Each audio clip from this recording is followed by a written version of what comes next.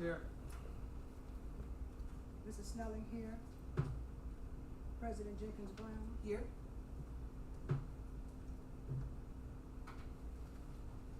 Okay. We have a forum. Thank you.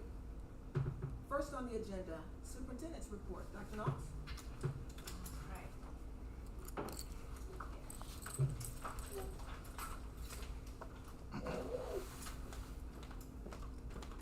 Thank you. Good evening, board. Good evening. It's not working. That's right. It's on. Okay, good evening, board and community members. I need to update you on several key issues currently going on in the district. The first issue is land use inquiry, alleged verbal rental agreement. I receive on an annual basis a check from a local farmer for, I think it's $730. And I just want the board to know that we are investigating an area of land that was allegedly rented to a local farmer under a verbal agreement. So I've notified the full board through the Friday update.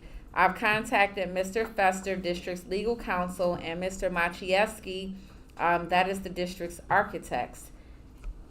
When I contacted the farmer, the family has been farming for approximately 120 years. And so we are now in a fourth generation farming situation. He said that his great-great-grandfather started the business, left the business to his father. He and his brother just brought the business from the father. He could not tell me how far back this rental agreement went, but it's a large piece of land. And so anytime that you're renting a piece of property and it's only one check for $730 over the course of the whole year, that was concerning. When I reached out to him, I asked him if his father was still alive. He said that his father was. And I asked him if he could ask his father, did he have a copy of a verbal agreement? Because I don't have any written documents. And he said that his dad said that it was all verbal.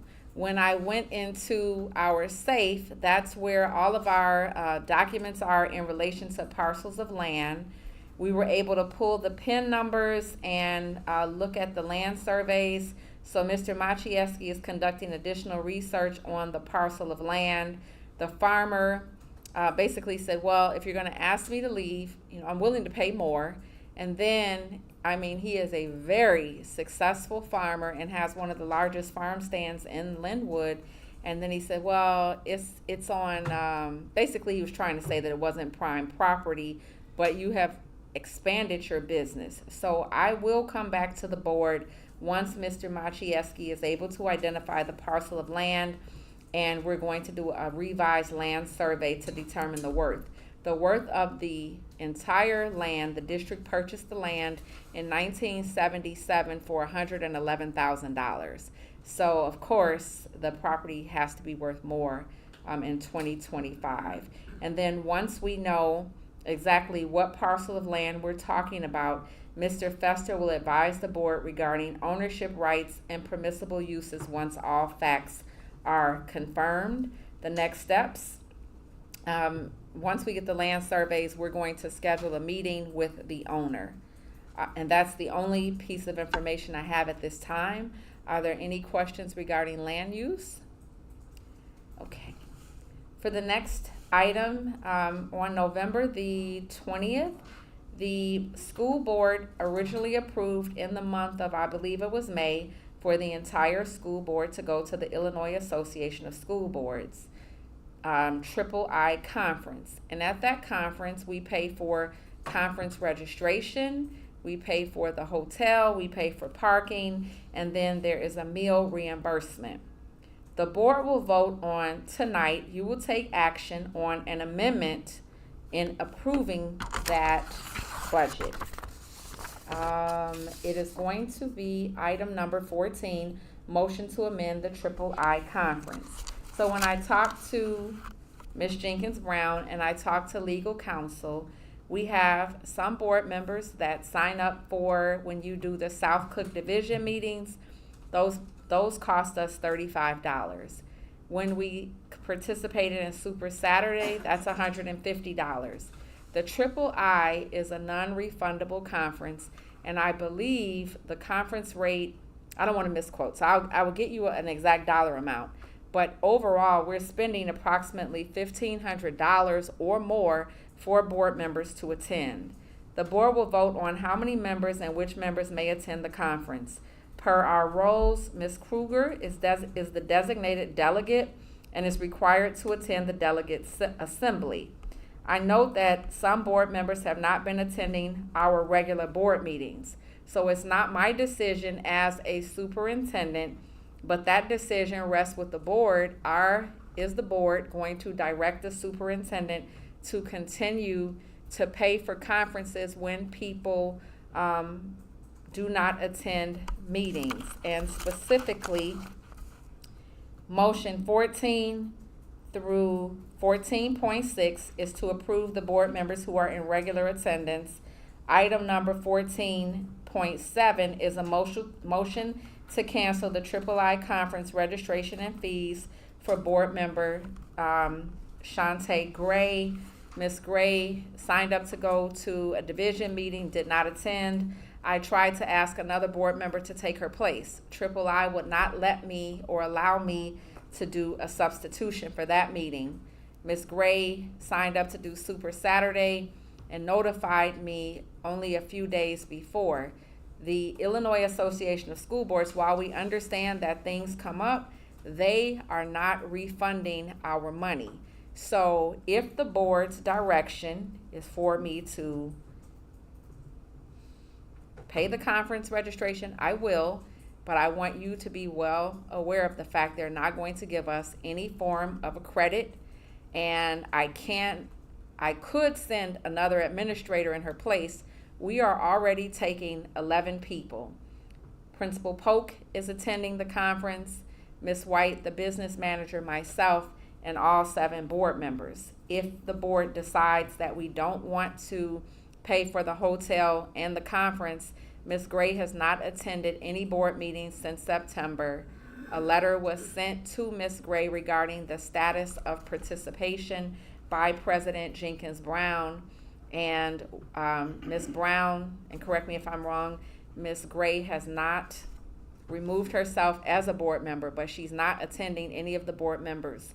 Per our policy and the guiding principles of the board, if a board member is not going to be in attendance due to work or a family emergency, you can participate virtually. Not only is she not notifying the president, the secretary, or the superintendent that she won't be attending, she's not attending remotely. She's just not, she hasn't gone in board docs since the month of July. So that is not my decision, but that is the board's decision to make, and I am asking for guidance and direction. When we present the budget tonight, we have approximately $25,000 going into reserves. Last year we had $30,000. So we're presenting another balanced budget, but I want you to know that's extremely tight. And so it gets to the point where we have to decide that money really should go for children and for students. And we want to develop the board, but if people are not going to take advantage of it, I am seeking direction from the board. Are there any questions on the joint triple conference? Okay, thank you. Tonight, Dr. Evans is here. She is going to present the fiscal year 26 budget for approval. The board will take action on approving our budget in alignment with the Illinois State Board of Education requirements and the Illinois School Code. Every school district must adopt an annual balanced budget to defray all necessary expenses. In year 1, there was a deficit. I'm pleased to report that deficit was paid within 1 year, and last year we were able to carry over $1 million into the reserves. So the budget was presented last month. In the month of August, the budget was in draft form. It has to sit on display and on the website for 30 days. And then we are also required to make the budget available for public inspection. And then anyone from the public that has any questions, they are free to ask. And we also put an ad in the newspaper for full transparency purposes for the community, so that the community will know how we are spending the district's resources. So if you'll be asked to take action on a balanced budget, and if you have any questions, you can ask those questions tonight during the board meeting from Dr. Evans. Are there any questions on the budget? Okay. My next concern, facilities or property. When you walk straight down this hallway, and this is aligned with Glenwood Dyer Road, and you go out of the back doors, you will see that there are either 2 or 3 houses. Last week, we had an unauthorized burning incident. A homeowner was observed burning filing cabinets, I believe, and a sofa, and asserted that the area was his property. So I went out there. Anytime we see fire, my secretary said, "Oh, Dr. Knowles, someone is doing a bonfire." You could smell the fire backing up into the building, and we immediately called 911, what's your emergency, Sandridge, and we described for them what was going on. A subsequent review, I talked to the architect, and I said, so I asked the gentleman first, you want to see as a person, mentally okay, because here's this huge fire, and he's sitting in like a beach or a lounge chair watching the fire. It was beyond what would be deemed, what did Elena call it? A bonfire. It was beyond a bonfire. So I'm like, "Hey, sir, are you okay?" And he says, "Yes." And then I said, "What are you doing?" And he said, "I'm burning filing cabinets." And I said, "Well, the odor is backing up into the school." I said, "I saw you sitting there. I didn't see you moving." And I said, "So I just wanted, number one, to make sure that you're okay, but number two, to tell you it's backing up into the school." Thank God we didn't have any students, and we had a few staff members who were working after school present. But in that moment, the police department the fire department provides direction. Anytime there's a fire that close to your property, you really should ask people to evacuate the premises. So Linwood Police Department and Fire Department showed up, and the gentleman says, "Well, I hope you didn't call the police. This is my property, and I'm free to do whatever I want to do on the property." And so I was like, okay, I don't want to get into a confrontation.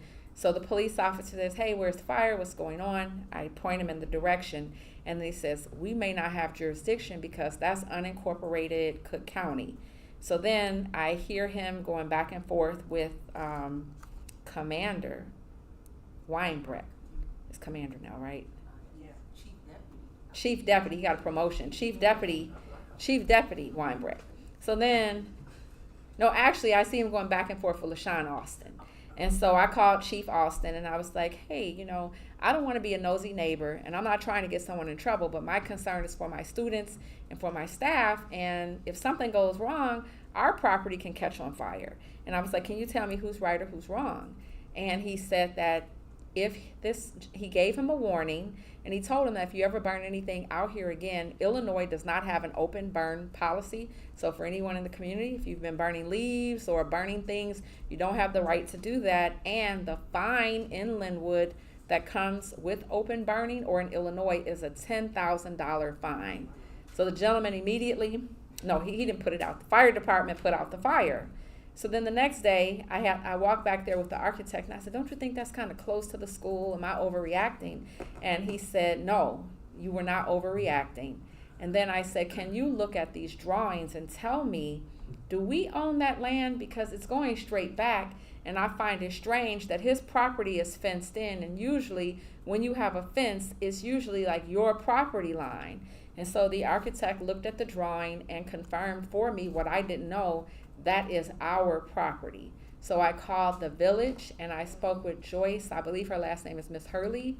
And she said that she would drive by and she would look at that. And so our architects, they are drafting a letter for me. I'm going to take it over to the village hall and ask that they go with me to deliver the letter to let him know that that land back there, that is not his property, that is the school district's property. So there's action requested. There is none at this time. That's for informational purposes only. My next area that I want to make, any questions on the unauthorized burning incident? My next, Incident, but I'm curious as to if that property is large enough to build out. no. I can show you after the meeting. It's a very small land, but we did talk about perhaps if when we get our next school improvement grant, if we can put concrete out there and I could build, put up a couple of basketball courts, it might be a place for when the older kids in grades 3 through 6 have recess. The playground area, to me, is designed for early childhood through grade 2. But children all the way up to 5th grade go out there, and that's really, they need a space. And so if we bought a couple of jump ropes, maybe I want to be gender neutral. Whoever wants to jump rope can jump rope. Whoever wants to play basketball can play basketball. But we are looking to see what are some things that we can do that will benefit the school, and then put a gate around our own property. English learner student support. The district has experienced an increase in the number of non-English speaking students, where students are moving into Linwood and they don't speak any English at all. So in response to this evening on the personnel report, we are recommending the hiring of a translator to provide support and assistance for those students who need additional language access. At this time, I only have one EL person, which is Mr. Blair, but as far as content purposes, I have a student in 5th grade, and for the first 5 weeks of school, she was just sitting there. And when I hired the translator temporarily pending board approval, and I introduced her for the first time in 5 weeks, the students smiled, and you could see that, oh my gosh, someone understands what I'm saying. The translator informed me that it's very easy to teach a student who speaks Spanish the language of English, that transition should be smooth. So I'm hoping that that goes well for that student. And we are also ordering new instructional materials specifically designed to support English language learners and native speakers, so that their textbooks will be in their native language as we transition them into learning to speak English. So the next steps, the administrative team will finalize recommendations, and I'm going to present staffing and materials at the board meeting. You don't have to take action on the materials, but you do have to take action on the individual, and we did put that in our Title I budget, and they did approve, the State Board of Education did approve that. Number 6, we have a proposed Board of Education retreat. I would like to propose a board retreat of 1.5 to 2 days. And I understand that people work and you have jobs and other things. It doesn't have to be 1.5 to 2 days consecutively. The board can pick a few evening meetings, maybe a Saturday. The retreat will allow the board to set annual goals and then to review the superintendent's goals so that I can provide training for new board members and existing board members on the formal evaluation. The board may choose to facilitate those sessions in the evening, spread over several weeks, or commit to a Saturday full-day workshop with team building activities in the evening, followed by a dinner. In addition to that, if the board desires to have this made available, a representative from the Illinois Association of School Boards will be available to provide support and just that's just really under information for the board to check their calendars. Just looking at the overall agenda, you have the consent agenda 10.1 through 10.4. We have the budget. When we get to the regular board meeting, I am going to present to you the annual bullying policy, but if the administrators, if they finish in advance of that, I'm going to share that with you during committee of the whole. If they finish, I'm going to give you, you'll take action on Press Plus issue 119. There are no substantive changes, but when we went to Super Saturday, the board did discuss developing a committee to review these policies. They come out every maybe 8 to 10 weeks, and the board, I can go through those with you. They do a workshop for us. It's like a webinar, and I did include in the board packet what the major highlights are. It might be just a date change, it might be a legislative update, and sometimes it does require board action. And then we've already talked about the III conference and approving that. You're going to take action this evening. Motion to approve the team dinner for the III conference, not to exceed $1,500 for dinner and gratuity. And then if the board approves that, I will coordinate a team dinner on that Friday evening. When we go for the team dinner, for that particular day, we would forego the $100 meal reimbursement. For information only, when you get to the board agenda, I have included a copy of the Illinois Association of School Boards school calendar, and I'll go through that during the actual meeting. Annual board calendar template. These are only suggestions of what we should be doing on a monthly basis. For full transparency purposes, in the superintendent's contract, if I decline medical and dental insurance, I have the right to opt out of insurance and take the stipend, and I usually do that once a year on the September 10th payroll. And the stipend for my insurance, I did put that in my 403B equitable and my 457 account. And I like to just bring that to the attention of the board because 2 years ago, some of you all are new, but there was an allegation and she's paying herself $30,000, and that was incorrect. I don't take the insurance, so I just thought for auditing purposes and for transparency for new board members that you can see that it is written in the contract, and then I do update that. I do send you all that information. Item 17 on the regular agenda, you're going to take action to approve modifying meal reimbursement for conference attendees to $100 per day. Lately in the Southland, there have been a lot of articles, and there have been people in the news, and there have been a lot of articles about school districts, superintendents, and boards of education misusing the public's funds. These are unpaid positions, and so first and foremost, I want to thank you for your commitment and your service. Illinois has a guide that tells you what we should reimburse people for on a daily basis. So for your meals, we are going to decrease from $200, and the recommendation is $100. And the reason for that is $100 in Chicago is enough for a person to have breakfast, lunch, and dinner. When you are going to a state conference, they want us to be reasonable, that they understand that we have to eat. And so my best example is I had a situation where, and I'll tell the story 'cause it's funny. I was taking my team to lunch over Christmas break, and my husband gave me $400 with our own money from our household to treat the team to dinner. And so the first person to order was like, it's 11 o'clock in the morning. She said, I'll have the surf and turf. And in that moment, I just kind of died. Like, what? That's $200. And so I was like, whoa. I'm taking you out to lunch, and if someone wants to do that, you're going to have to pay for that out of your own pocket. Same thing, the same way you wouldn't abuse your own budget when we go out to eat. They ask for us to pick a reasonable place. One of my favorite places downtown is Joe's Prime Steak and Seafood. I cannot take our whole team there for $1,500. Last year, the entire team went to Benihana's. Very nice restaurant. We were able to feed everyone for $650. So the goal is for camaraderie, for us to spend time together, for the district to thank you for your service, but for us not to break the bank. So we'll either go to Benihana's again this year or the Cheesecake Factory.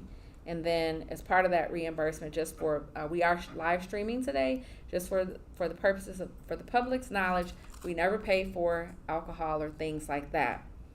Auditors are very picky. When you get, not very picky, they're very particular. And for They are there to not protect me, not to protect the school district's resources. So when you go to a conference, Elena will make these nice little bags for you. Please keep all of your receipts, and you have to present a detailed receipt. When you go to a restaurant, let's say if your bill comes to $72.45, that $100 includes your reimbursement for your meals and gratuity in total. They don't want to see they want to see the one where you signed for your credit card statement, but you have to show an itemized bill to show I had a hamburger, french fries, and a Coca-Cola. Because if you just have the signed signature, an auditor has no way of knowing if the school district ordered lobster. I can tell you that's an article in a newspaper. A tomahawk steak, that's an article. I have seen these articles, and so my job is just not to be offensive, not that I think anyone would do that, but just to provide education. If a person chooses to order the tomahawk steak, I ask that you pay for that on your own credit card and then seek up to $100 reimbursement, but that's still a very bad look for school board members or superintendent. And then tonight I'm going to ask the board to take motion to approve the board. We went last week, Super Saturday, phenomenal conference for the board. I wasn't sure, and I don't, the dollar amount was so cheap, I don't have to get it approved, but for full transparency purposes and auditing purposes, they will ask to see things like this. So now in year 4, I'm learning that. I just put everything on here. Old business on the agenda is Superintendent School Year 26 Evaluation and Board Retreat. We don't have to discuss that tonight because we are under a timeline to try and finish this meeting by 8 o'clock. So I'm just going to ask that board members please check your calendars so that when Ms. Jenkins Brown surveys the board, you all can agree on some dates and times. You're going to be asked to take action on a motion to approve the EIS compensation report tonight.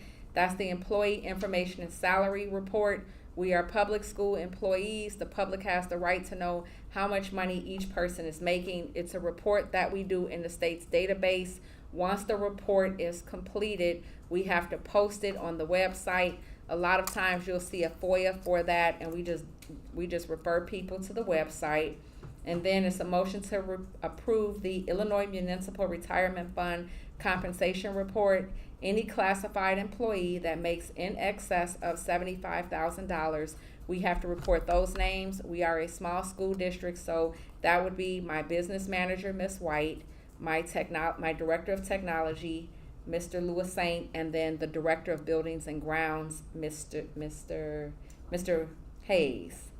And we don't have a closed session. So somehow or another, 2 motions, number 20 and 21, got pushed behind old business, but you probably should do all your motions together.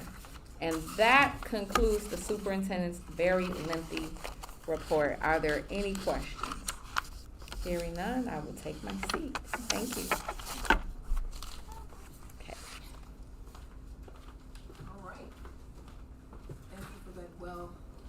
Detailed report, Dr. Moss.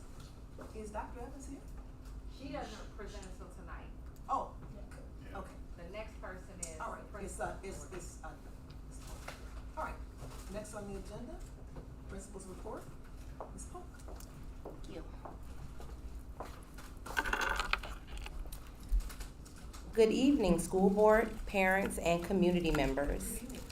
I'm here to present the principal's report. So right now, we have 414 students currently enrolled. The next slides are going to give a breakdown of each classroom.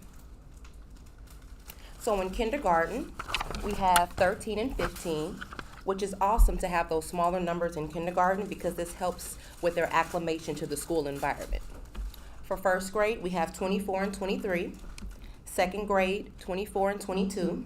Self-contained, 4 students, and in early childhood, 7. For our intermediate grade levels, in 3rd grade, we have 25 and 24. 4th grade, 26 and 24. And 5th grade, 21 and 17. Also having 1 self-contained student. And then for our junior high grade band, we have 21 and 18 in 6th grade, an even 25 and 25 in 7th grade, and an even 24 and 24 in 8th grade, with 3 self-contained students.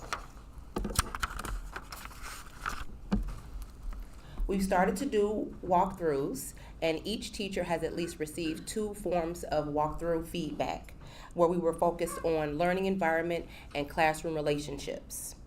We will start to implement Education Walkthrough, which is an app that we've used in the past, which is really nice to give real-time feedback to classrooms. We just had a professional development this week, and we worked through some of the glitches and the updates in the program. It's really nice because we can download it on our phones, iPads, and computers, so it makes it very easy to be able to do the walkthroughs. And our our iReady testing has just ended. We're finishing up with just a couple of due registration students to make sure that we have data. We are really focused on this data to provide flexible grouping for our what I need time periods throughout the day.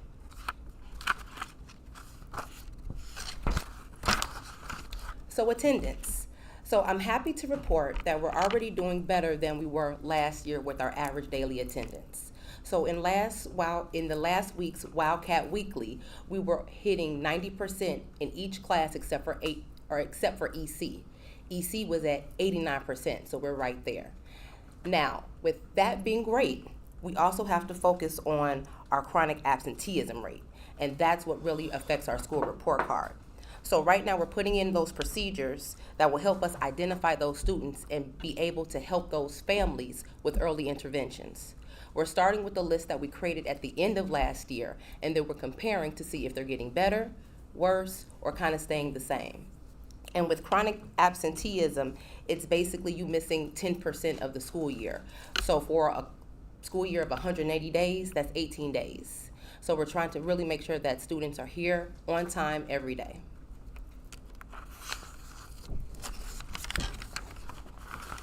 As far as some of our activities for the month of September, we had a wonderful and robust open house on Thursday, October 28th.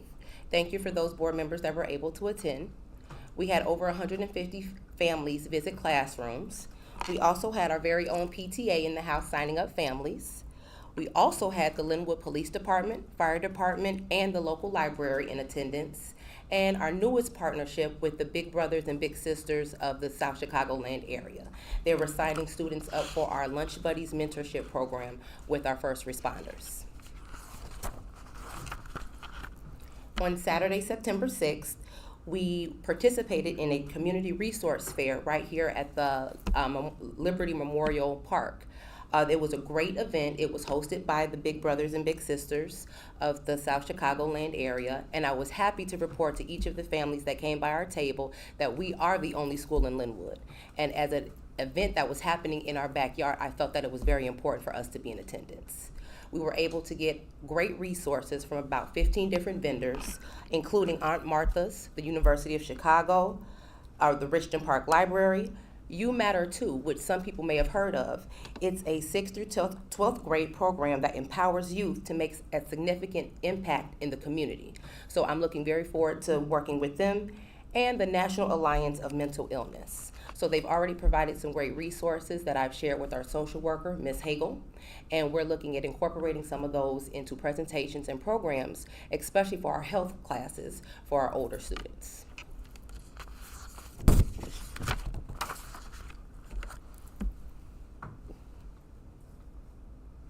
All right, and a couple of more events. So we had our first International Dot Day this past Monday, and it was important because it promotes creativity and courage in children. It's inspired by the book The Dot by Peter H. Reynolds. So all of the students and staff were encouraged to wear polka dots. So that was a nice way to dress down and also support creativity in the classrooms. We also had girls and basketball tryouts and cheerleading tryouts. We had a PLC meeting this past Wednesday where we reviewed the book Visible Learning by John Hattie, and we assessed our culture and climate and professional learning environments. We have a upcoming ALICE training with our Linwood Police Department, so it's a 3-hour training that gets us prepared for active shooters. It's unfortunate that we have to do this, but I think it's very important, especially to do it at the very beginning of the school year in case we have any emergencies later, so that every staff member is aware of the procedures. We have a school improvement meeting coming up on September 24th with Dr. Lorraine Cruz from ISC 4, and we're really looking forward to working with her in helping our strategic plan. And then we have a cute event that we're going to do this upcoming Thursday, and it's called Cupcakes and a Canvas Party. That's also hosted by the Big Brothers and Sisters, and it's a play on the whole idea of a paint and sip. It's like a sweet and sip.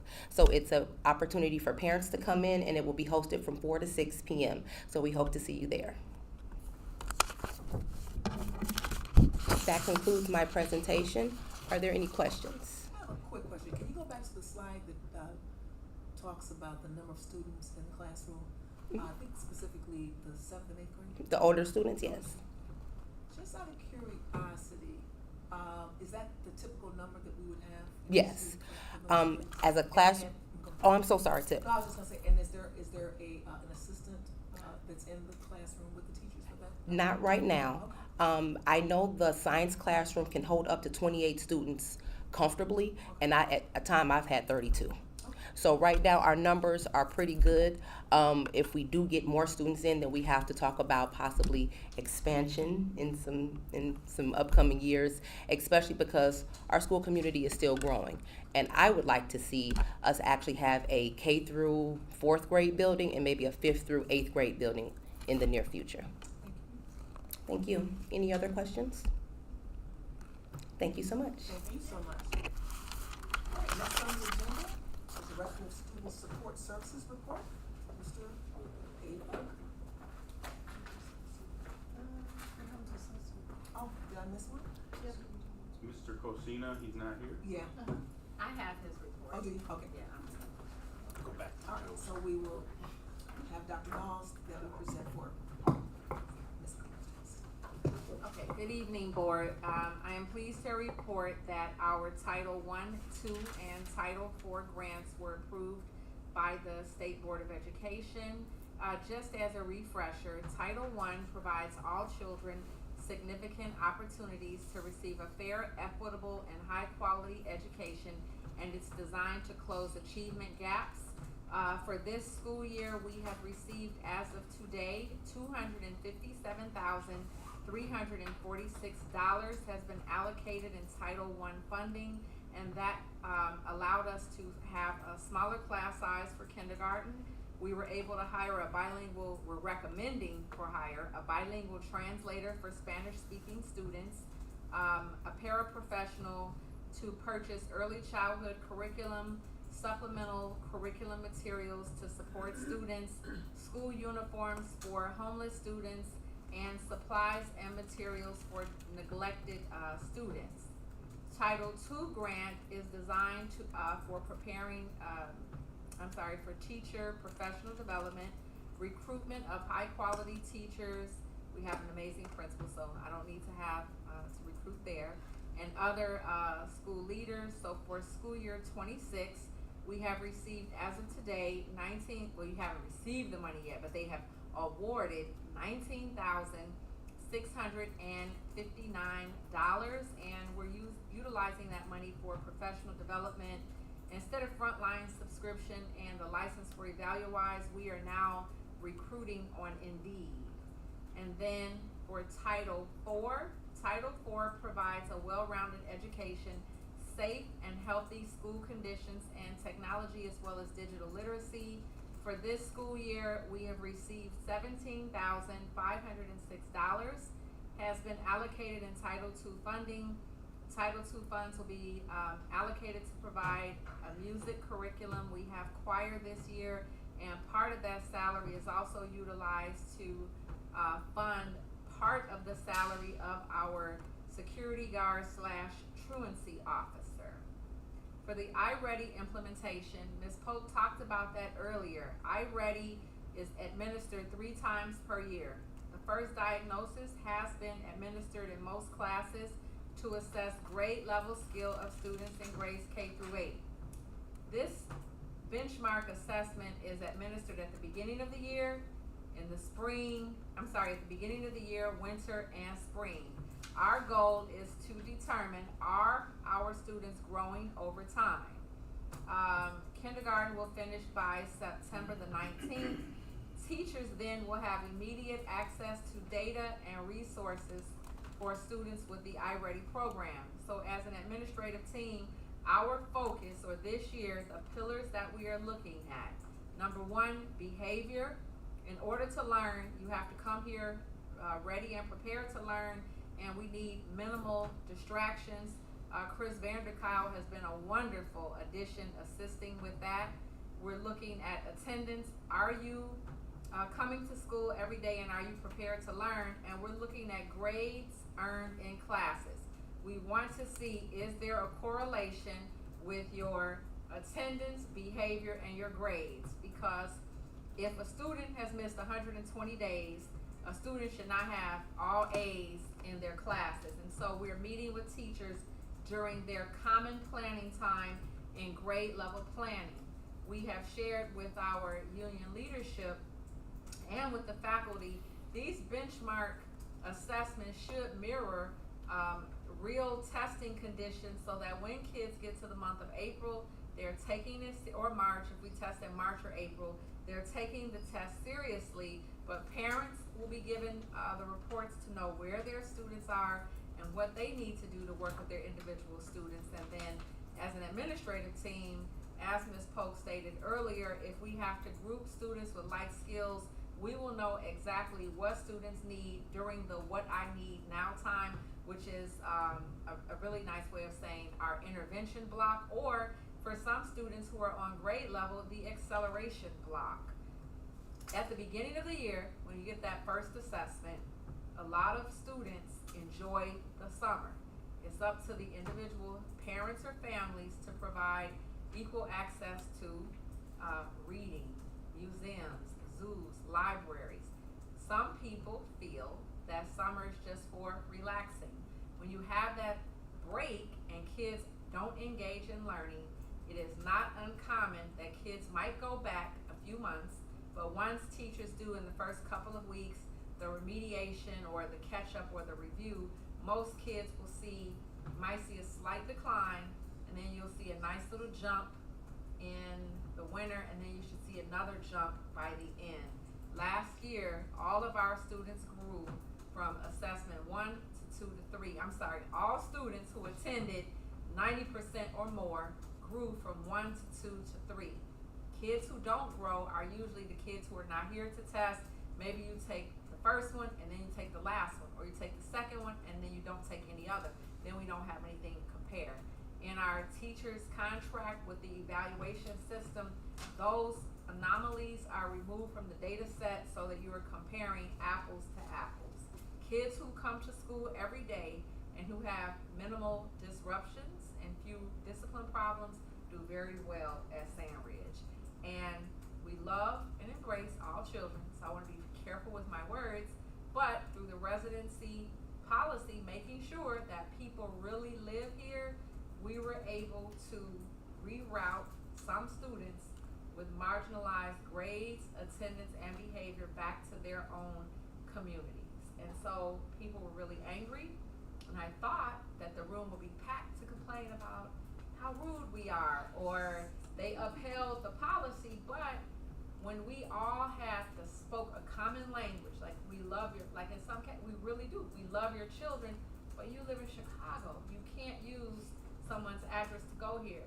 Well, you can, but then we tell the resident, if you want to allow your grandchildren to go to school here, but they really live in Chicago, I'm okay with that, but you have to pay $17,900 and you have to pay first semester's tuition up front. And then they're like, forget it, and I'm not paying that. And so then people get angry and they try to go from registration to the principal to me, and when we all stayed on one accord, I would say that we were able to remove 30 or 40 students, not necessarily families, because some families have more than one kid, but when they were coming from other areas, we saw significant attendance issues, especially during inclement weather. That concludes Mr. Cosina's report. Are there any questions? Yes.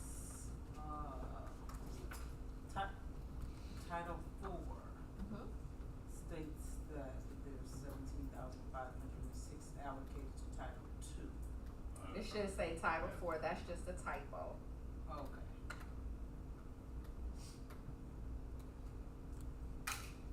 So where it says, Confused, okay, so, alright, so if you just, if I just cross off the 2 and make that a 4, and I will make the correction in the official documents, Title IV funds will be allocated, so we supplement the music curriculum, and then for safety measures at Sandridge, knock on wood, Sandridge, we have not had any major incidents at our school, but I do feel having the 2 additional part-time lunchroom attendants, having a wonderful and experienced assistant principal, and having a security officer who does residency checks. If we see, and Ms. Purcell is on top of it, if we see, Ms. Logan, if we see this, you know what, Dr. Donalds, this family has been tardy every single day, and people are coming in 30 minutes, 40 minutes late.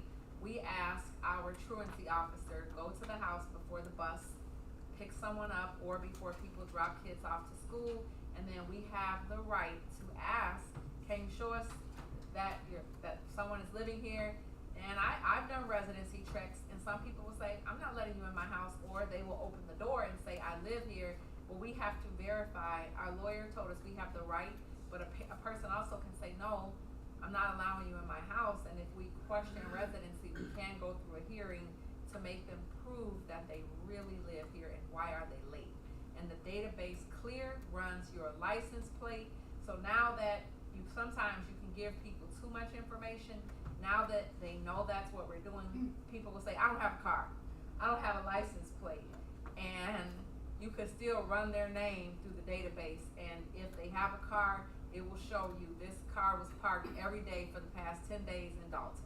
And then they'll say, I was at my boyfriend's house, or, but where do your children sleep? And then that's when we know to go to the other house and do a residency check. So Clear has been wonderful, a wonderful investment. Any other questions? Thank you. Okay. Okay. Okay.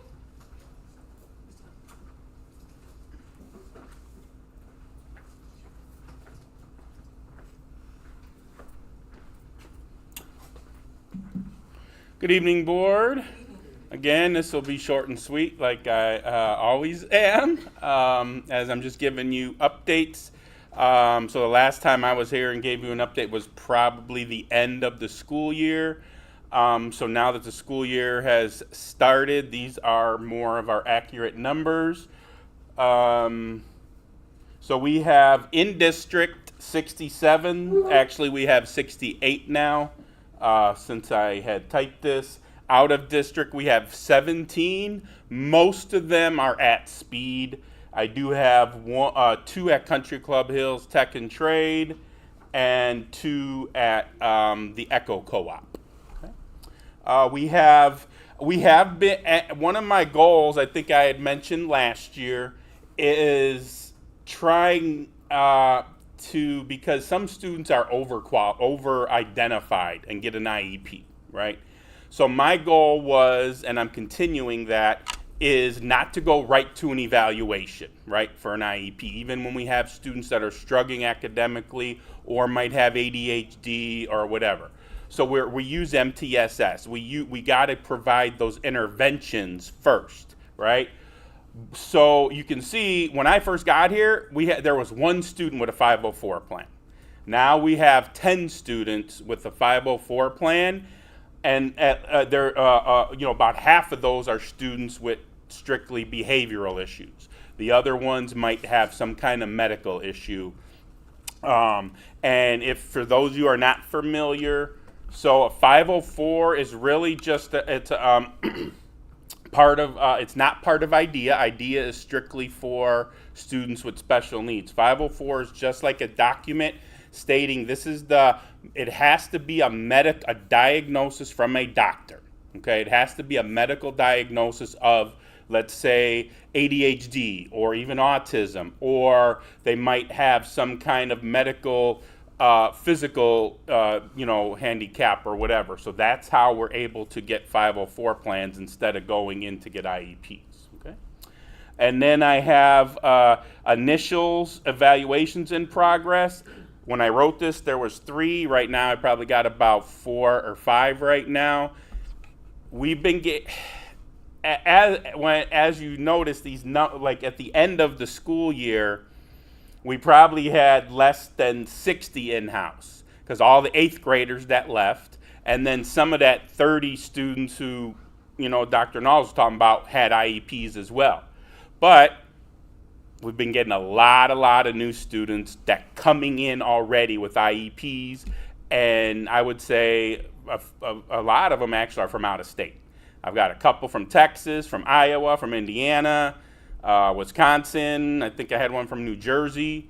So what's hard about that is sometimes they're two-year, these documents are old, or I'm not getting everything. So we're still in the process of trying to either get the current documents, or if we don't, then we have to start almost fresh and start doing an evaluation or trying to get a whole new IEP for that child now that they're in Illinois. So that's kind of where we are with that. Our classrooms, currently we have an early childhood, as Ms. Polk went over the numbers. We currently only have an AM because we have 7 students.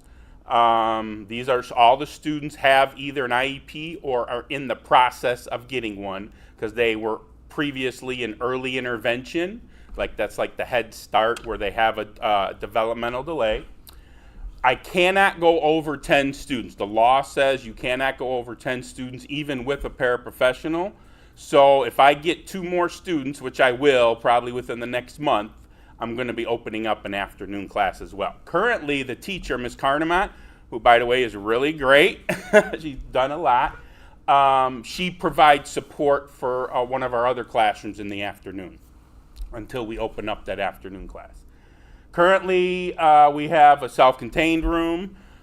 We have about 4. We might be having 5.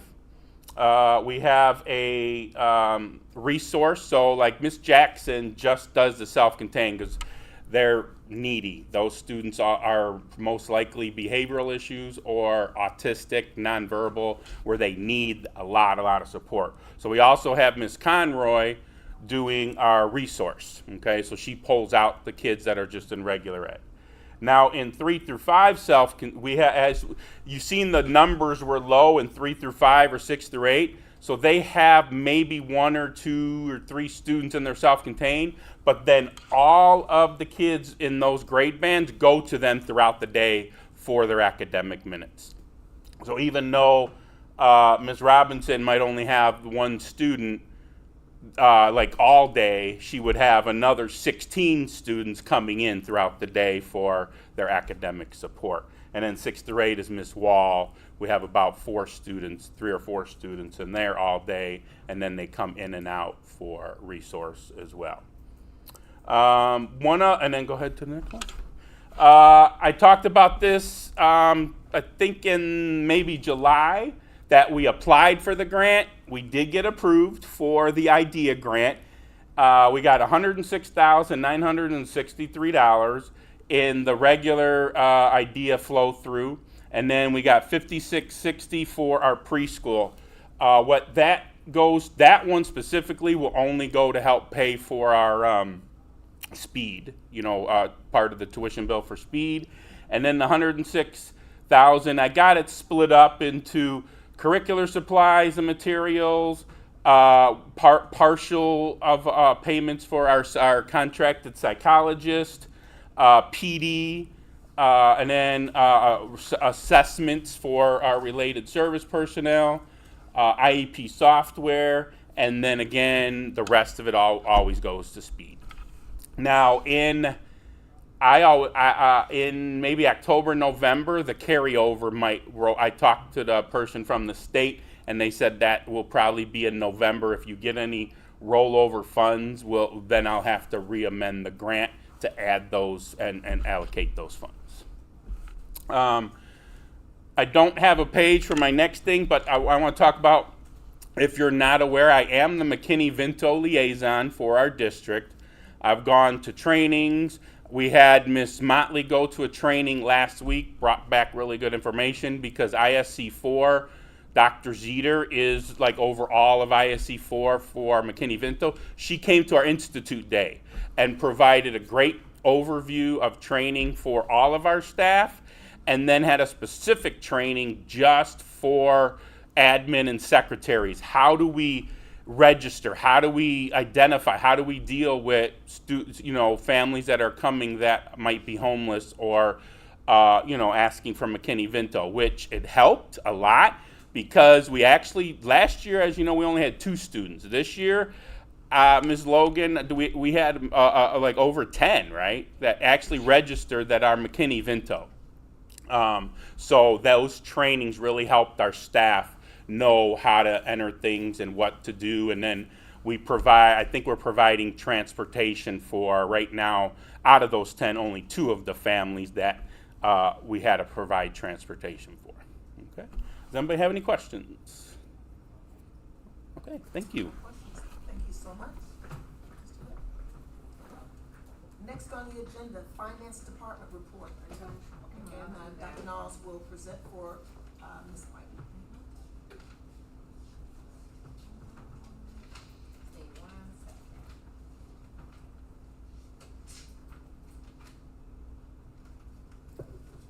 I will come back with the exact number before the board meeting, but tonight you will take action on approving our some reoccurring and non-reoccurring bills. And I do believe the dollar amount totaled approximately $350,000. I will give you an exact dollar amount that you're taking action on. I have misplaced my little sheet. Let's check one more place.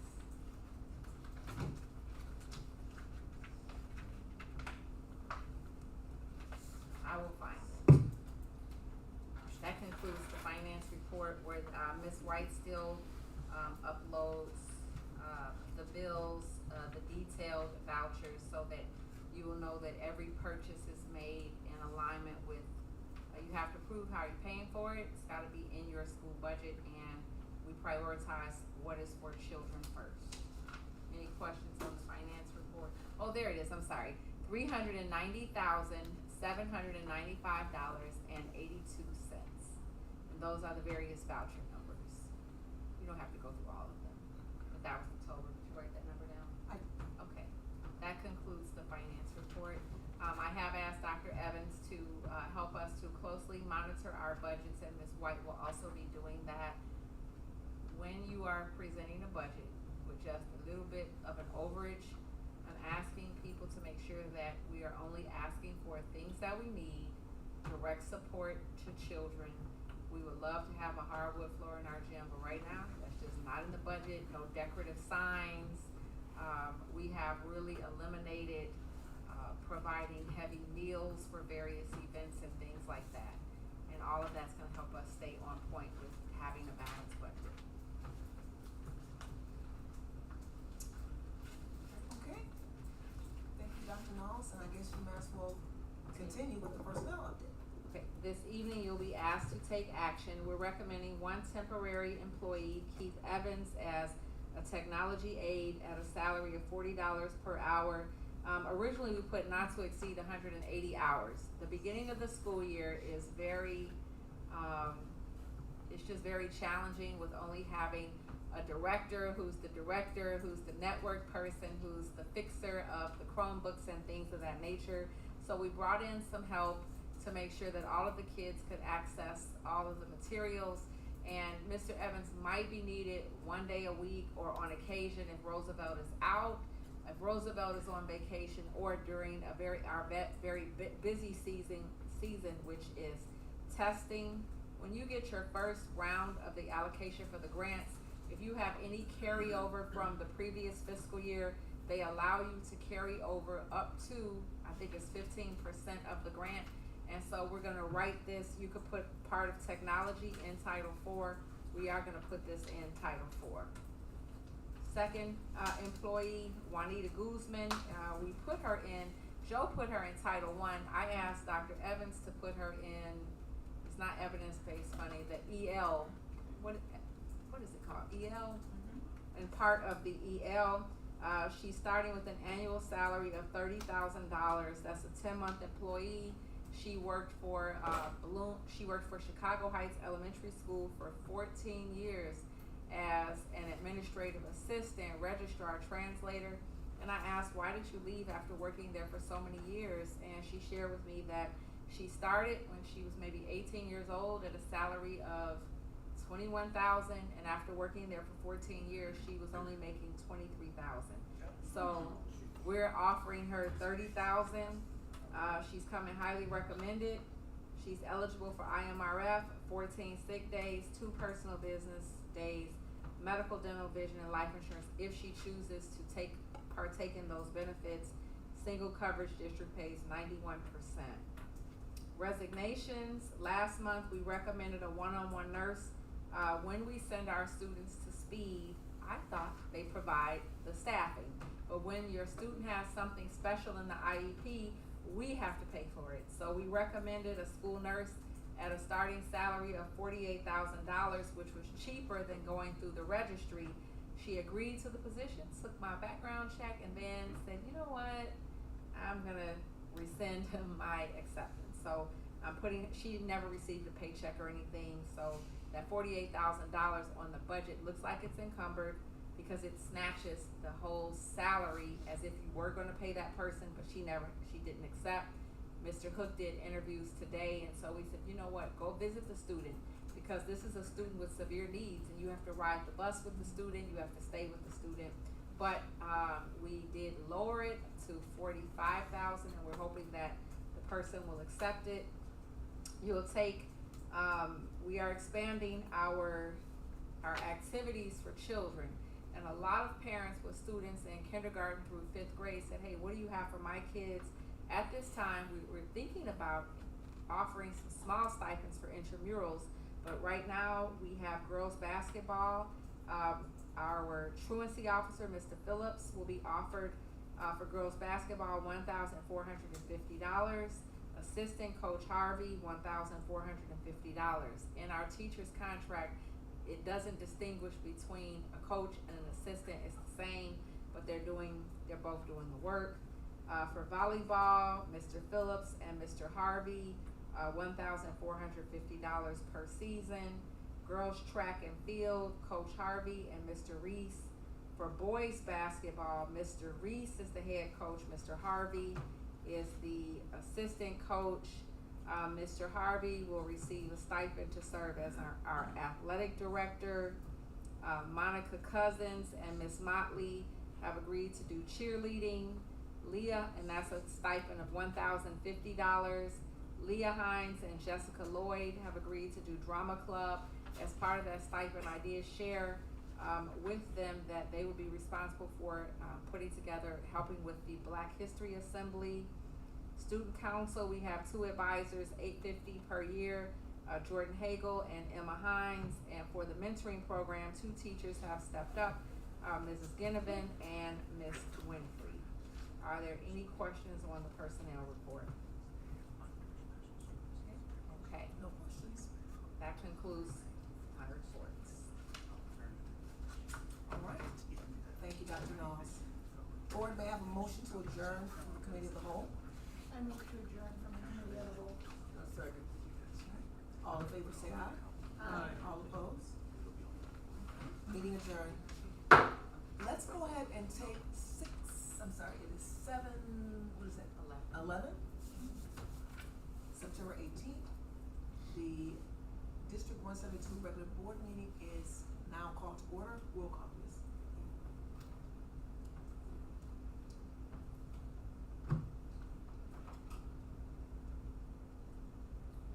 Shante Gray.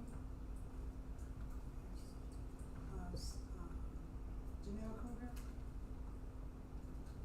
Stacey Lee Jenkins. Present. Kim Newton. Here. Grace Snelling, present. Jeff Walker. Present. President Tony Jenkins Brown. Here. Okay, we have a quorum. Thank you so much.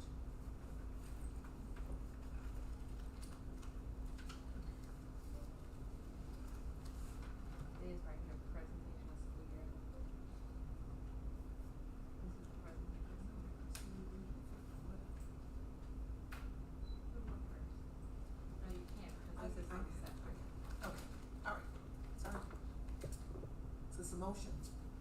may I have a motion to call open public hearing for fiscal year 26 school budget? I make a motion to call an open public hearing for the 26 fiscal year budget. I second. Roll call, please.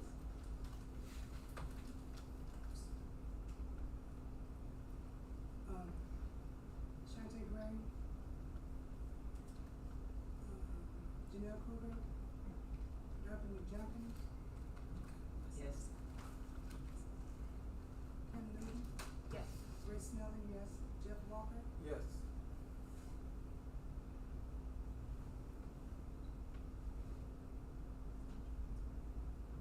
I'm sorry. Oh, President Sonia Jenkins Brown. Here. All right, we have a quorum. All right. Dr. Alicia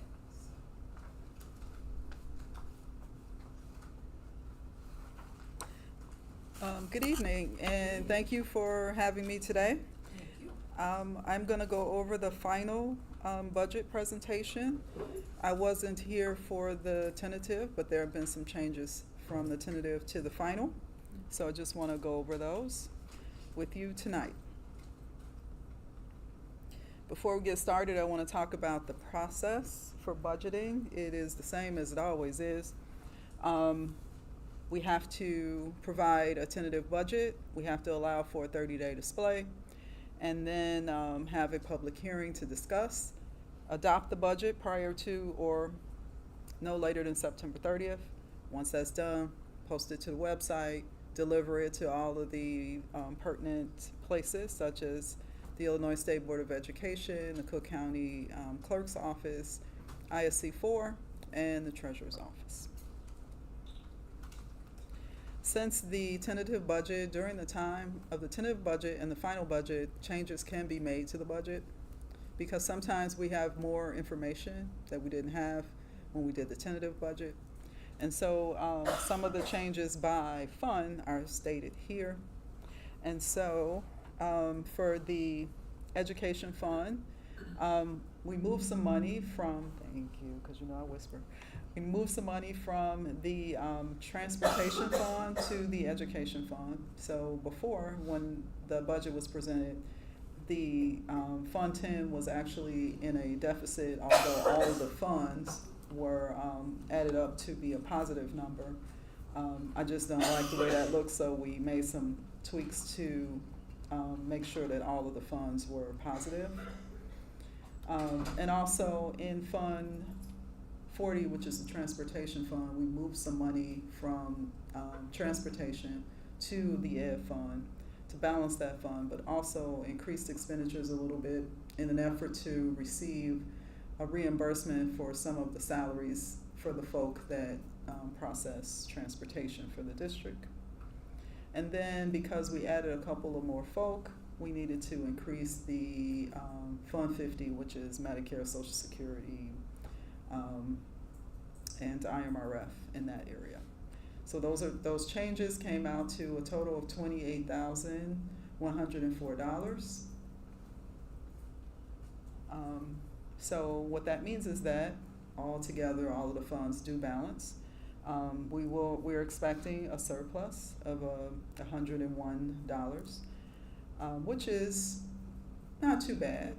We did have a very good year last year. We were able to put money back into our fund balances, so we are going to budget for a surplus this year as well.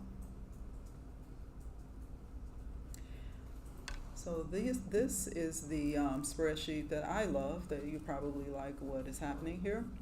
The funds are across the top, which means that down at the bottom is your activity for the year, which would be July 1 through June 30th. That is the $101,000 that I talked about, and then these numbers show what the surplus by fund will be. Because we are going to spend less than we bring in, we'll be able to increase the fund balance going forward. So you can see that the final number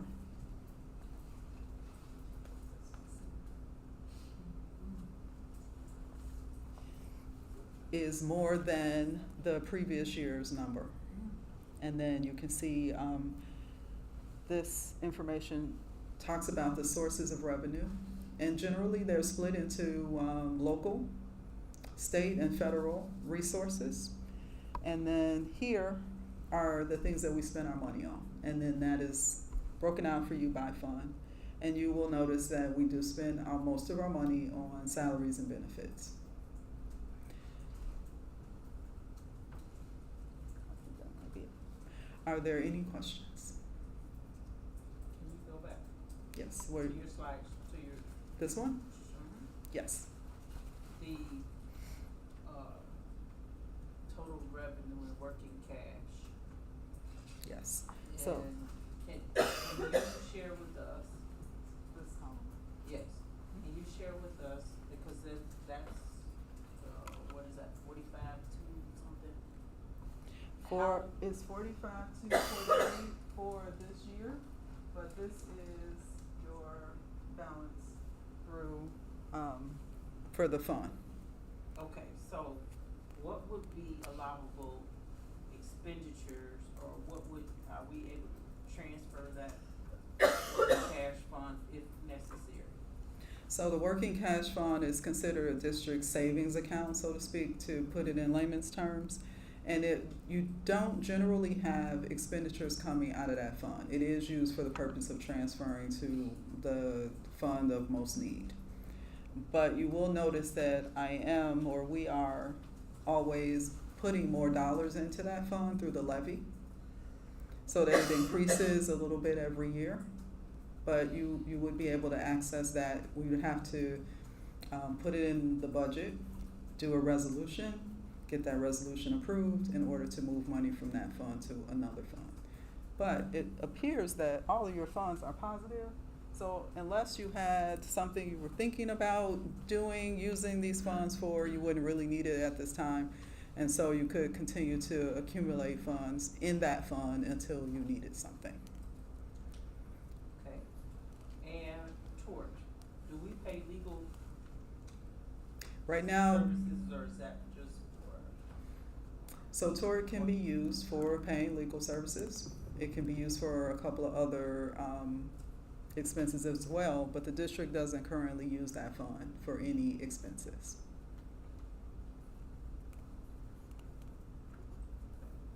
So where are which funds are the legal, Legal fees coming out? Legal fees come out of Fund 10, out of the board's fund, the 2310. That's where your legal services, board paid insurance comes from that, and some of your other, like property casualty insurance is coming from there as well. And your financial services, auditors and treasurer's office. Any other questions? I got one more question. Oh, it's I fine. promise I'll stop. No, it's okay. It's okay. The cogs are always going in this head here. It's perfectly fine. The transportation, so we're supposed to get reimbursed up to 75%.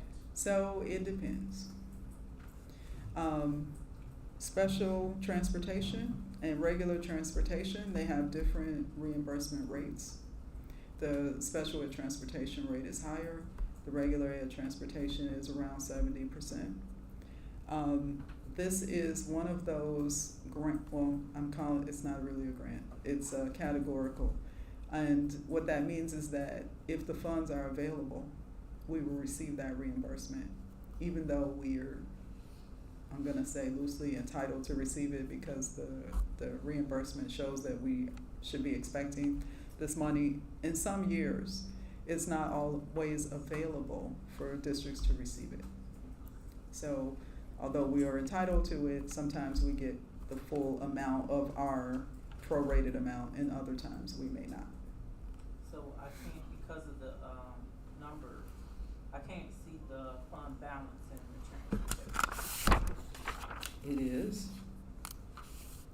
$192,113. That's what the projected number is. So a little bit more than than we started with. Correct. Any other questions? Okay. You sure over there? Yeah, I'm gonna stop. I mean, I'm just starting. No, it's fine. Don't worry about it. Thank you. Thank you. Dr. Evans, thank you for your outstanding, phenomenal leadership in helping us to maintain a positive fund balance. So Yes, thank we you. truly appreciate it. Absolutely. Good night. Good night. All right, board members, may I have a motion to close fiscal year 26 budget hearing? I move to close the fiscal year 26 budget hearing. I second. All in favor, I'm sorry. Roll call, please. Mrs. Gray, Mrs. Newton, Yes. Mrs. Kruger, Dr. McJunkins, Yes. Mr. Walker, Yes. Mrs. Snelling, yes. President Jenkins Brown. Yes. Okay, motion carried. All right, may I have a motion to reconvene the regular board meeting? I move to reconvene the regular board meeting. I second. All in favor, say aye. All opposed? Board meeting now in session.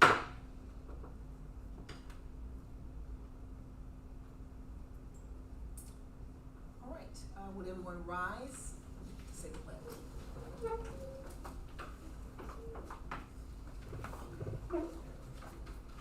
I pledge allegiance to the flag of the United States of America, and to the republic for which it stands, one nation, under God, indivisible, with liberty and justice for all.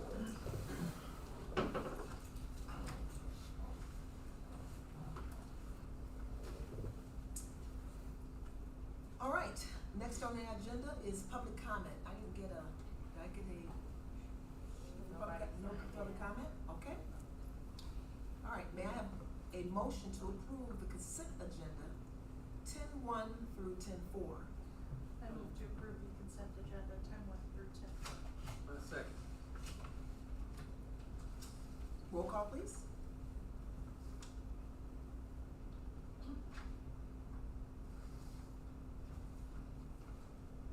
Mrs. Gray, Mrs. Newton, Yes.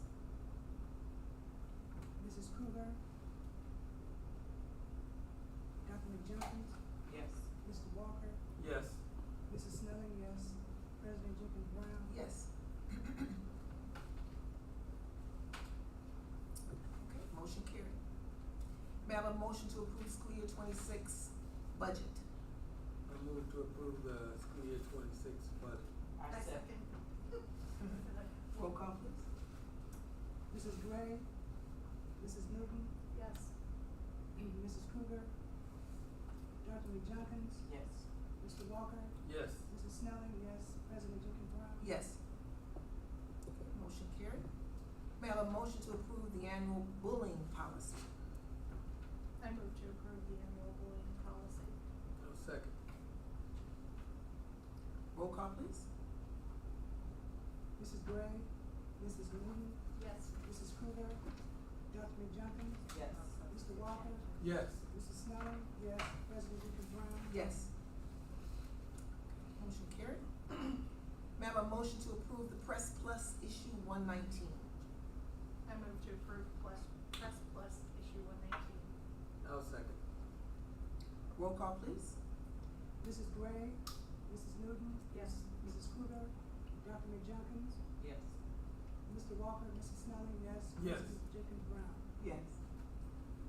Motion carried. May I have a motion to amend, a motion to amend the III conference registration? I approve, I motion to, amend the AAA conference registration. I'll second. Roll call, please. Mrs. Gray, Mrs. Newton, Yes. Mrs. Kruger, Dr. McJunkins, Yes. Mr. Walker. Yes. Mrs. Snelling, yes.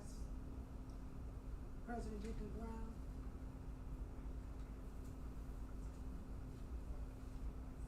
Yes. Okay, motion carried.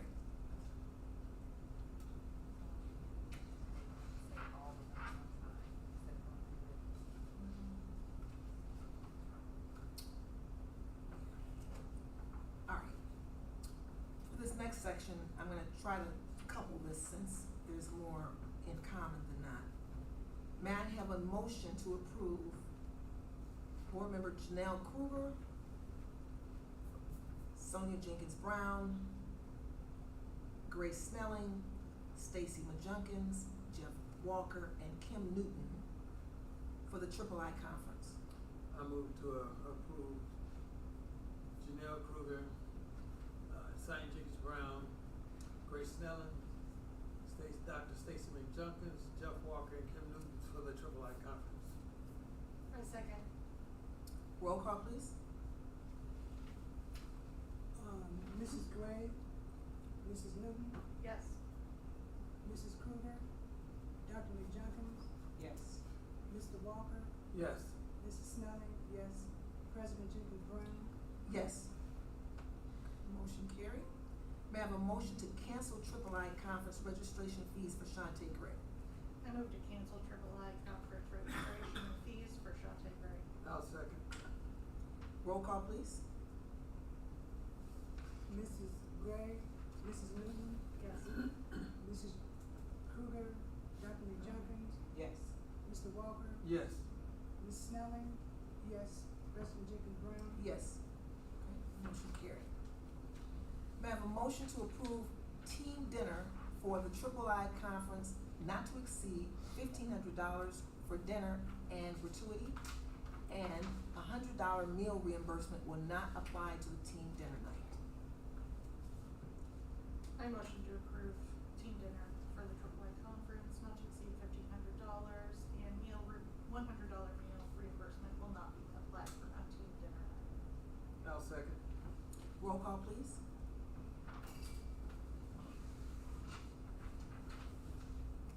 Mrs. Gray, Mrs. Newton, Yes. Mrs. Kruger, Dr. McJunkins, Yes. Mr. Walker, Yes. Mrs. Snelling, yes. President Jenkins Brown, Yes. So, all right, next on the agenda is informational only to speak on, ISCP school, calendar, the annual board calendar template, superintendent decline medical and dental, and I think that's it. Roosevelt, can you click on the IASB school calendar under 16A? Scroll up. It's up. Is it up? I don't have my glasses on, I'm It's sorry. down. It's down, my apologies. The first one, IASB calendar. So board, this calendar is just informational only, and it's in there, it tells me, or it informs you as a, school board, what are some of the things that we observe. So I'm not gonna go through this, but it basically tells you, can you just keep scrolling down? It just gives you a list of updates in terms of what is due and when. So if you look right now in the month of September, last day on which regional superintendents shall notify in writing the presidents of school trustees and the clerks, the dates and amounts of money to be distributed to the school treasurer.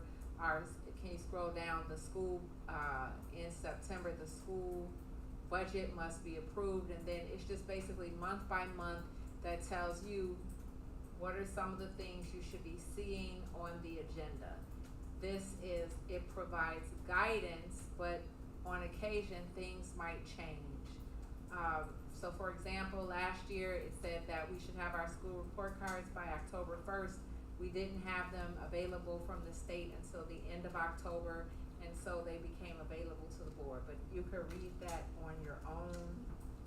And then, can you go into the annual board calendar as the next one? And I can also attach this in the Friday update. please. so that you could have it, and then I can also print hard copies for anyone. This is just the annual school board, and this was, can you make it bigger? It just kind of tells you where we should be, a little bit smaller. It tells you, what are some of the areas, board on track recommended calendar. So in the month of October, work with the CEO, superintendent, and finance to develop scenarios and meaningful time frame for multi-year budget projections, discuss staff and CEO, superintendent's pay scale, and do necessary research. So basically, all of that was already done in July. Now we are in full swing of doing our annual audit in the month in terms of governance. It just gives you a highlight of what should be done each month. So I am the board's delegate for the trustees team, and we meet on a quarterly basis, revise full board and individual trustee job descriptions. This just gives you guidance. It's like, just lets you know what you should be doing. Ask each committee to complete a template outlining what the full responsibilities are. We do that through the committee of the whole, but we are trying to start a policy committee. The policies are a lot, but it's really important to know what they are instead of me just standing before you to rattle off what they are. So you could read through this on your own, but tomorrow I will attach this so that you can go through it. And then if you have any questions, I'm happy to answer any questions that you may have. It just talks about what good governance looks like and shares with you each of the months what we should be doing as a superintendent board team. And that's it. That concludes that part. And then as far as the last one, I've already shared with you that I've declined and I've opted out of medical, but I'd like to have that documented somewhere in writing just so that the board will know that it's a one-time payment. And I did take that, I always take it on September 10th during open enrollment first pay period. And that concludes informational only. Okay, thank you, Dr. Knowles. May I have a motion to approve modifying meal reimbursement for conference attendance to 100 per day? I move to modify the meal reimbursement for conference attendance down to $100 per day.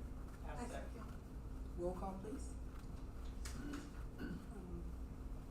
Mrs. Gray, Mrs. Newton, Yes. Mrs. Kruger, Dr. McJunkins, Yes. Mr. Walker, Yes.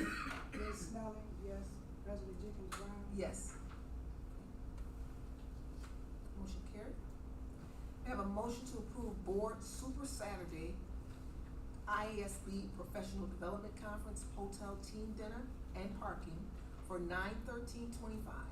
And that will be for Dr. Knowles, Brown, Walker, Snelling, Newton, and McJunkins. I move to approve the board Super Saturday ISB Professional Development Conference Hotel Team Dinner and Parking for 9/13/25 for Knowles, Brown, Walker, Snelling, Newton, and McJunkins. I second. Roll call, please. Mrs. Gray, Mrs. Newton, Yes. Mrs. Kruger, Dr. McJunkins, Yes. Mr. Walker, Yes. Mrs. Snelling, yes, President Jenkins Brown. Yes. So this next one is, I think we need to get our calendars out, I suppose. This is where we would, as a board, pick a date for the school year 26 evaluation and board retreat.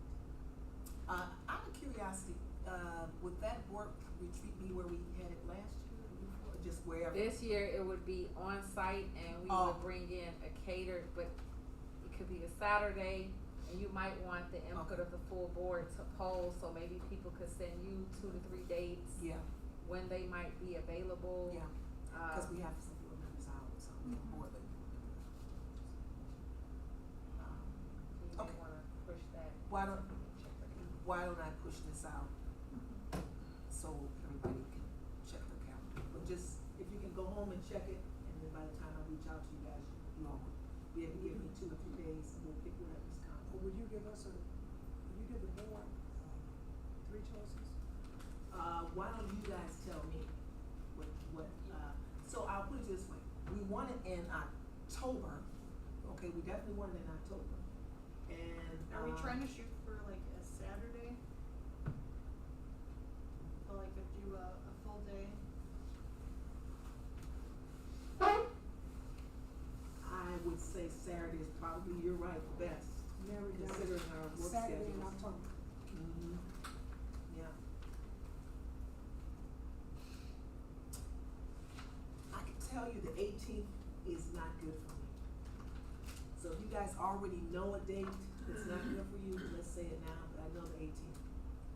The fourth, I the will. 18th, well, no, that's November 1st. Those are the 2 weekends that I'm working. Okay, now what is that, the 4th and the 18th? Yes. Yep, so let's just, so we have the remaining 2 Saturdays. I'll be out of town the 11th. And you too, right? No, I would probably be more liable to go out of town towards the end of the month. The end of the month? Yeah. Towards Halloween? Or you can do some evenings also, have, you know, Yeah. few hour evenings. But if Yeah. the 25th is good for everybody, I try to do a workaround. Okay, so then now we can go back and look at some evenings, a couple of days of evenings, right? How many hours does it have to be? I know, when we did it before, we had how many hours do we have? There was a lot, like the lawyer, we did a 2-day Yeah. session, but it Very doesn't have nice. to be that long. If we had at least 2.5 hours, that would give the board a good start to look at the superintendent's goals and to, we're gonna talk about bringing the strategic plan back and looking at our targets, where we are. That it's better to have 3 or 4 clearly defined goals versus having a whole big, you know, like, what's our focus? As a school, our focus this year is on improving reading and math, attendance, behavior, and grades, and the correlation of those 4 things, but So I would say, if we can look at 2 days, and try to get 6 hours out of those 2 days? That's gonna be 6 rough for each. me during the week. So why don't we, That, why don't okay, we so send how you about those days? 4 days? Yeah, we can send you 4 4 days different and then, dates. okay. Are you saying 6 hours each day? No, no, No. total. 6 hours total. Oh. Like if we did a 6 to 8:30 or 6 See, to we all 9. have, we all work, and so that has to come into play. And so I have a feeling that this will be multiple days. And it doesn't have to be consecutive days. Yeah. Like maybe 1 week, Yeah. 3 hours, and then skip a week and do another week. So give me those dates. Go See, that's home. gonna be hard Look for at your me, though, calendars. I because- know. Because of my job. Because gonna be that's hard. right. It's That's- better for me to do a full day because Yeah, I don't never know what time they're gonna have me you're come right. in. So, and that So last what day. about the 25th? The 25th, Well, that's- I'll work that out. I can work Working that So out. if it's 6 hours, can we do 6 hours on the 25th? Is Yeah, I'm good with everybody that. available? Well, that's what we were planning, but then there was also, we were talking about doing like one other day, like at night. So, it's a retreat, right? It's a retreat. Kind of. So that Friday night, the 24th, and then that Saturday, during the morning. So we do maybe an hour and a half or 2 hours on that Friday night, the 24th, and do that Saturday morning. We got baby cots around here, we can have a See that written up? yeah, I know, right? Well, it's a retreat, so, you Does know. that, do those dates work for everyone? Yeah, I can make that work. That Friday the 24th. Yeah. So let's check with Janelle. We wanna do 1.5 or 2. Probably Friday? 2 hours For on Friday. Friday. Hmm? Let's see, 2 hours like on Friday. So and then- 6 to 8? Maybe? Yeah. So we're looking at the 24th and the 25th. 24th, 6 to 8, 6 and to the 8. 25th, 9 to 3. 1. One. You said 6 hours Oh, total? yeah. 25th, 9 to 1. Yeah, Mhm. 9 9 to 1. 9 to 1. Lunch? 9. Bring it on back. No, I'm just kidding. So I'll 9 survive to here. 1? And we eat Now- working lunch. Now, let me ask you this, we typically bring our attorney, will he be willing to come on a Oh, Saturday? yeah. And Well, would we that don't be a- necessarily have to do We that don't. kind of stuff. We don't. We can be more focused We on can. to, like, He might be willing to do the Friday, yeah, but all I can do is ask. Yeah, we Yeah. can, we can. At this particular time, you are probably, we have goals and you and I can work together to set the agenda Yeah. and present it to the whole board. Sounds fair enough to me. Sorry, people come. All right, sounds good, guys. So Let's keep it moving. tentatively, we're Yep. saying the 24th and 25th based Yes. on Yes, the attorney. yes.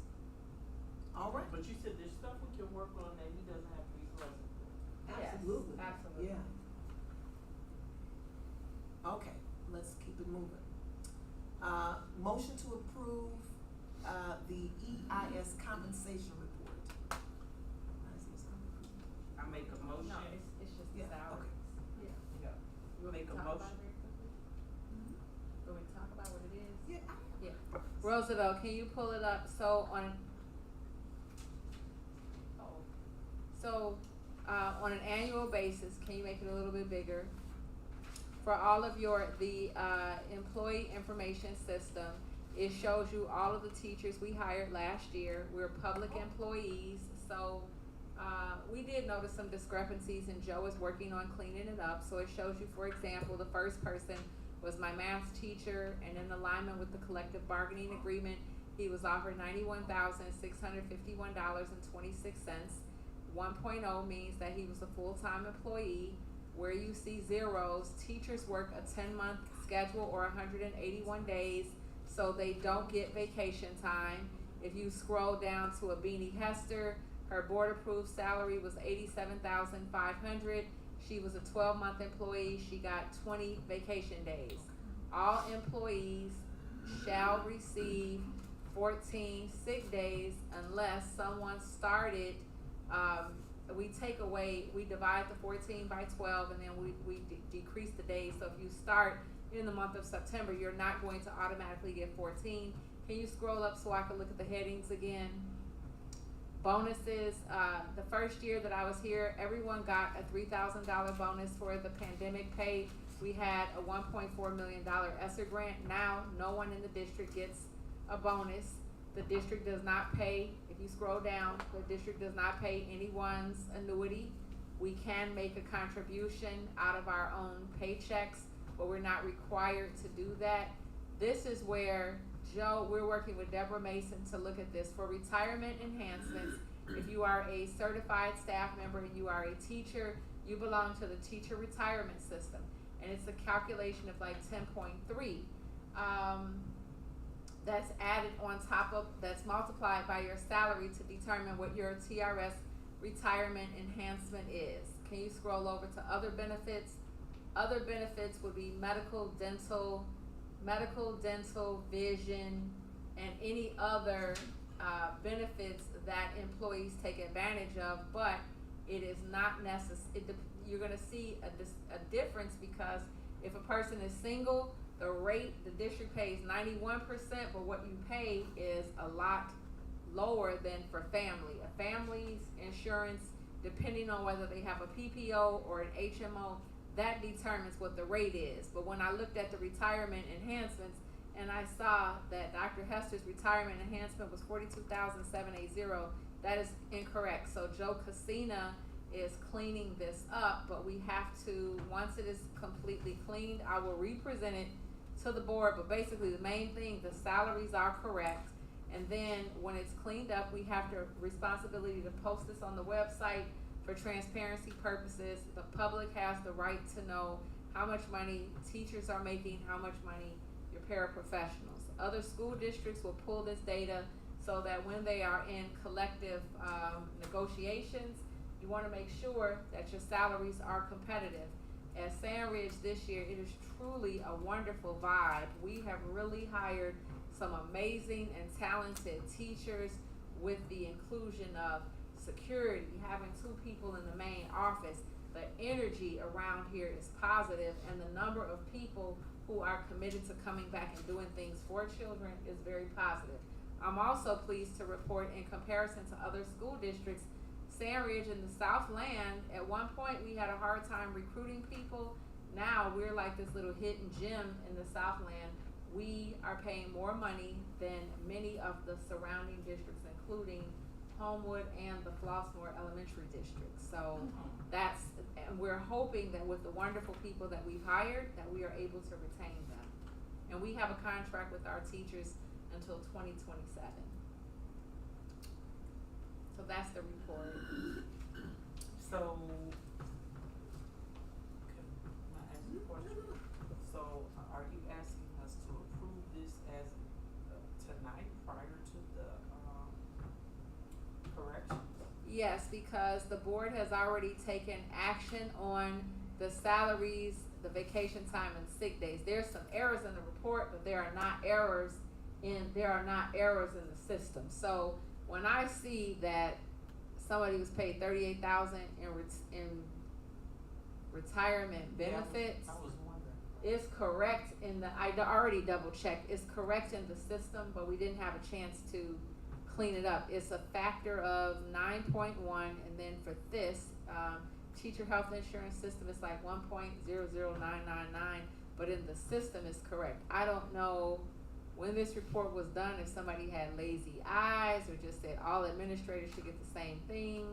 I am the district's highest paid employee, and Dr. Hester's retirement enhancement is higher than mine. So that's what caught my attention. But the main part is the salary part. This will not go on the website until it is correct, and Joe Casino was excused from this meeting to get it correct, because it has to be presented tomorrow. But if the board wants me to pull it, I'm happy to write a letter to the state. I can't tell you all of those salaries are correct.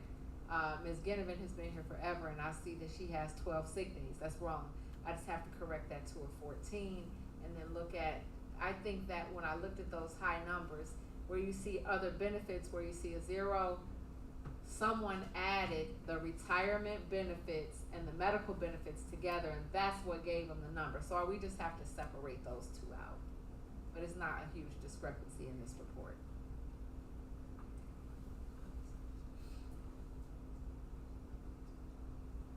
Oh, no. That's not what No, you're fine. Okay.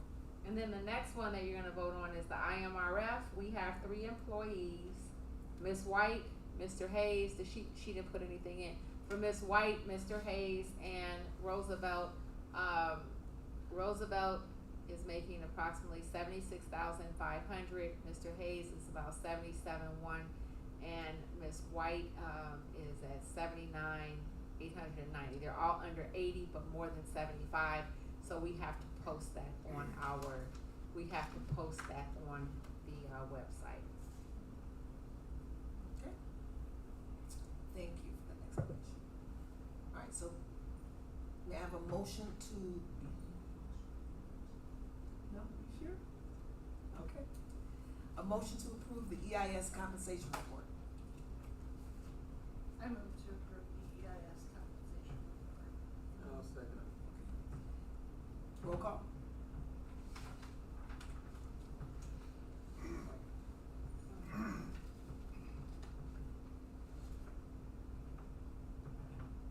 Mrs. Gray, Mr. Walker, Yes. Mrs. Newton, Yes. Mrs. Kruger, Mrs. Snelling, yes, Dr. McJunkins, Can we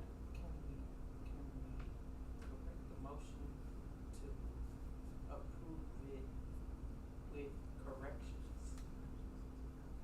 Can we do that? I can. Mrs. Let me, Okay. yep, okay.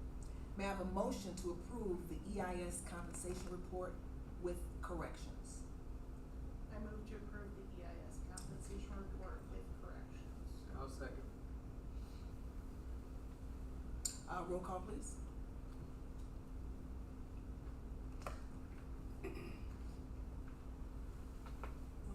Mrs. Gray, Mr. Walker, Yes. Mrs. Newton, Yes. Mrs. Kruger, Mrs. Snelling, yes, Dr. McJunkins, Yes. President Jenkins Brown. Yes. Okay, motion carried. May I have a motion to? Probably to approve. I'm corrected on the, motion to approve the IMF compensation report. I move, Oh, good. I move to, approve the IMRF compensation report. I second. Roll call, please.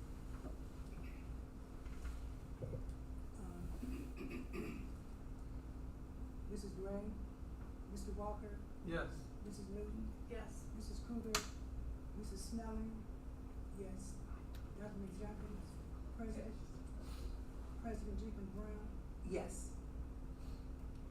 All right, any new business? New business? Okay,